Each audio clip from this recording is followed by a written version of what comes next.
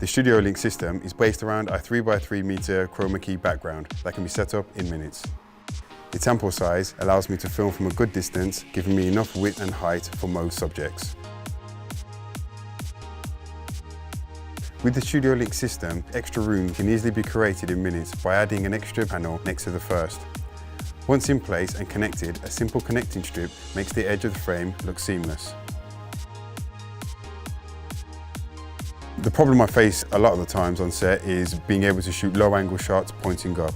To achieve this, we are flying 2 extra panels to be able to get clearance above the character's head.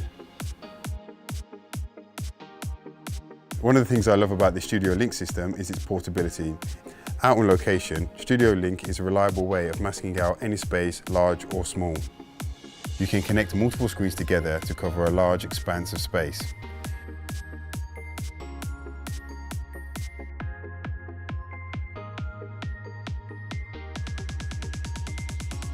You can also create a large 180 or even a 360-degree setup, which gives me all the freedom I need when creating a shot.